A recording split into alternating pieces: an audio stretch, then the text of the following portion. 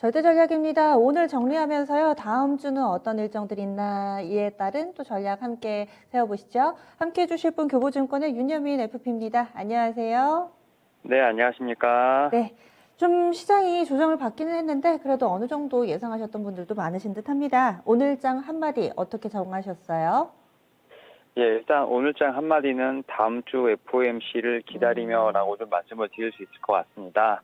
사실, 사실 이제 어제 이제 옵션 만기일에 대한 좀 걱정이 컸었는데요. 오히려 이제 수요일, 목요일 옵션 만기를 잘 넘겼고요.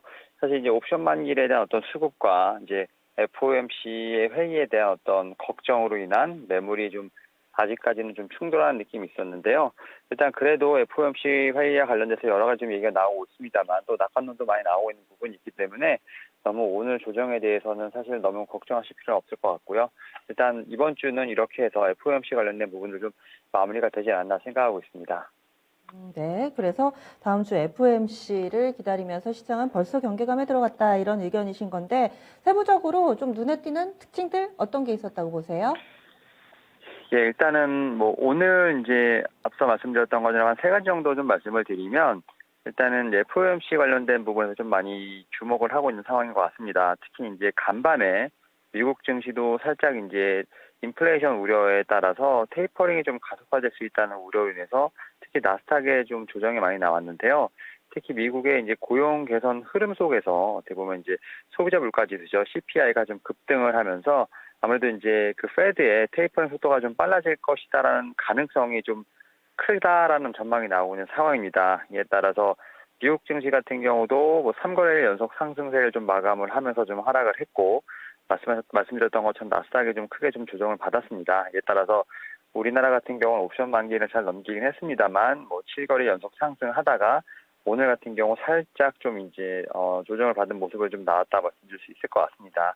그리고 두 번째로는 하락하는 가운데서도 확실히 좀 성장주에서는 빠르게 좀 순환매가 돌고 있다 말씀드릴 수 있을 것 같습니다. 특히 이제 약간 포지션이 보게 된다고 하면 그 반도체 뭐 디스플레이 섹터를 좀 하나 놓고 그다음에 2차전지 뭐 NFT 메타버스 게임 같은 섹터를 하나로 놓게 본다면 약간 서로 약간 풋 옵션 그다음 콜 옵션 같은 느낌이 좀 있는 것 같습니다. 즉 반도체를 매수하신 분들 같은 경우는 뭐 게임주나 뭐 메타버스 쪽에 하락에 베팅했다는 느낌, 그리고 게임이나 이제 메타버스를 매수하신 분들은 반도체 하락에 좀 베팅한 그런 느낌이 있는 것 같은데, 결국 이제 서로가 시속 게임을 하면서 좀 빠르게 순환매가 좀 돌고 있고, 오늘 같은 경우는 또 이제 확진자 수에 대한 부분이 계속 코로나19 확진자에 대한 부분이 좀 부각이 되면서, 오히려 언택트로 묶일 수 있는 이제 NFT라든지 메타버스 쪽 관련된 쪽에서 좀 시세가 나오고 있습니다. 이에 반해서 반도체 섹터 같은 경우는 좀 지수와 같이 좀 밀린 부분이 있는데, 오히려 저는 이제 반도체 섹터를 좀 좋게 보고 있기 때문에 좀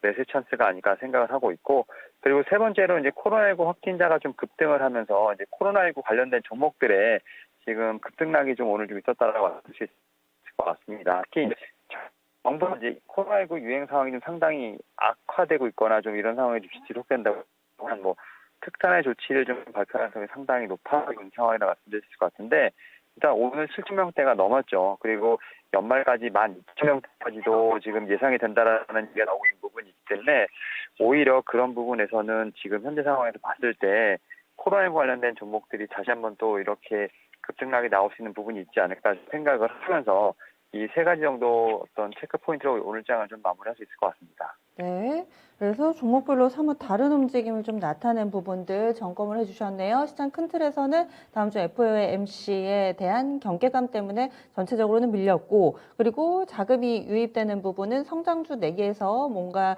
투자 성향에 따라서 갈리는 건데, 반도체나 디스플레이를 중심으로 한 IT, 바닥권 내에 있는 IT를 선호하는 그런 자금들, 그리고 반면에 기존의 주도주였던 2차전지라든지 NFT, 메타버스 쪽으로도 여전히 좀 매기가 살아있는 부분, 이 부분 특징으로 좀 제시를 해주셨네요. 그리고 코로나 부분은 지금 확진자가 7,000명대 유지하고 있기 때문에 계속해서 변동성은 크지만은 관심권 내에 두자 이렇게 의견을 주시는데, 그러면 다음 주에 FOMC 말고도 주요 경제 일정들이 좀 있잖아요. 어떤 것들을 준비되어 있나요? 예, 다음 주 같은 경우는 경제 지표가 좀 많이 발표가 됩니다. 이제 12월 13일 이제 월요일 날 오펙에서 원유 시장 보고서가 좀 나오게 되고요.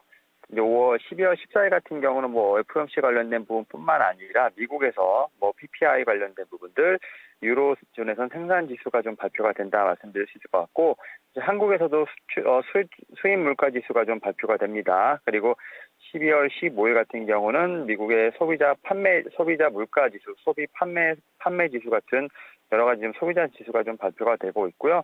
12월 16일 같은 경우는 이제 마켓 제조업 지수가 좀 발표가 됩니다. 그리고 17일 같은 경우는 유로존에서 CPI 좀 소비자 관련된 물가 지수들이 발표가 되고 있는데, 다음 주 같은 경우 이런 좀 경제 지표들이 좀 발표가 되는 부분들이 있고요.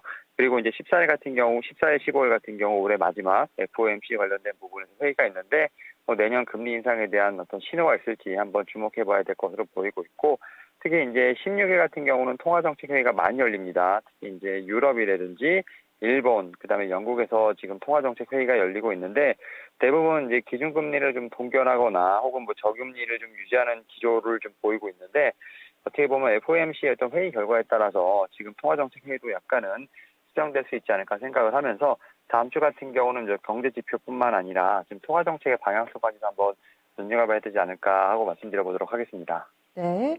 그러면 다음 주에 시장의 흐름을 좌우할 만한 부분들은 어떤 게 있을까요? 투자자분들은 다음 주 어떤 점을 중점적으로 봐야 될까요? 일단은 뭐 계속 말씀을 드리지만 이제 FOMC 관련된 부분에서 이제 과연 테이퍼링이 좀 가속화되는지 여부를 좀 일단은 체크를 해봐야 될 것 같고요. 그다음에 내년의 성장이라든지 물가의 전망치 변화를 좀 주목해봐야 되지 않을까 좀 생각을 하는데, 일단 테이퍼링이 가속화된다는 것 자체는 일단은 뭐 물가 상승률이 높게 나왔다는 부분들, 이런 부분들을 좀 계속해서 좀 눈여겨봐야 되지 않을까 싶은데, 특히 이제 자산 매입 규모 축소가 이제 아무래도 좀 시작되지 않을까 생각을 하면서, 현재 이제 매월 국채 뭐 100억 달러, 그다음에 MBS 같은 경우 50억 달러 규모인데, 회의를 통해서 내년부터 조금 이런 그 테이퍼링 규모가 300억 달러 확대가 된다고 선언이 된다면, 결국은 이제 규모가 지금 자산 매입 축소 규모가 좀 더 상향될 수도 있습니다. 이에 따라서 그 시기가 3월 정도로 앞당기게 되고, 이렇게 되면 또 금리 인상에 대한 시기도 빨라질 수 있습니다. 이런 부분을 통해서 일단은 지금 경기 민감주라든지 그다음에 이제 경기 방어주 같은 이런 종목들에 대한 어떤 눈여김도 좀 봐야 되지 않을까 좀 생각이 들고 있고요. 그리고 이제 제가 좀 말씀을 드렸던 것 같은데, 일단 최근에 좀 보이지 않는 리스크라고 볼 수 있는 것 중에 하나가 바로 양도세 부분이 아닐까 좀 싶은데, 연초 대비해서 좀 상승률이 크게 나온 섹터라든지 종목에 대해서는 분명히 좀 주의가 필요하지 않을까 좀 생각을 하고 있는데, 일단 세금 관련된 부분은 사실 뭐 보이지 않는 리스크이긴 합니다만, 특히 2차 전지라든지 게임 쪽 같이 좀 시세가 많이 나온 섹터들 쪽에서 봤을 때 분명히 12월 28일 정도 전까지는 차익 매물이 좀 나올 수 있다는 점, 분명히 이제 10억 원 이상의 좀 대주주분들이 생각보다 많다라고 생각하시고 이런 부분을 대응해야 되지 않을까 좀 말씀을 드려보도록 하겠고, 또 앞에서 말씀드렸던 것처럼 코로나19 현황에 따라서 좀 수급의 변화를 좀 계속 모니터링해야 될 필요가 있다고 생각이 들고 있습니다. 특히 이제 코로나19 발생 확진자가 좀 이제 증가할수록 진단 키트라든지 뭐 이제 비대면 관련된 뭐 원격 진료 혹은 뭐 이제 화상회의 같은 이런 좀 종목들이 좀 빠르게 움직이고 있는데, 사실 테마성으로 움직임이 좀 있기 때문에 이런 부분에 좀 주의가 좀 필요하지 않을까 생각하고 있습니다. 그러면은 뭐 주식 양도세 이슈도 그렇고 전체적으로 봤을 때 많이 오른 종목군들보다는 바닥에서 움직이는 종목군들이 안정적이고 좀 더 투자 메리트가 있는 한 주가 될 것이다, 이렇게 보시는 거죠?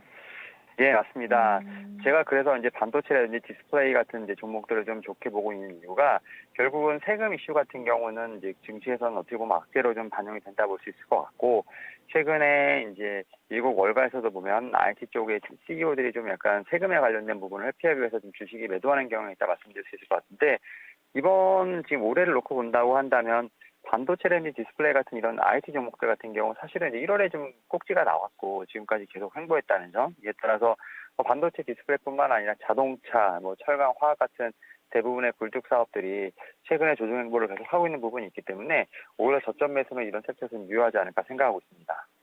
그러면 전략을 정리를 해주시죠. 예, 일단 저는 뭐 시장을 좀 우상향으로 보고 있는 사람이기 때문에 일단 조기에 어떤 테이퍼링에 대한 우려는 어느 정도 선반영이 되었다라고 생각을 하고 있고, 이에 따라서 저는 이제 저가의 매수 기회라 생각하면서 다음 주를 좀 맞이했으면 좋겠습니다. 네, 한 주간 수고 많이 하셨습니다. 네, 감사합니다. 네, 절대 전략이었고요.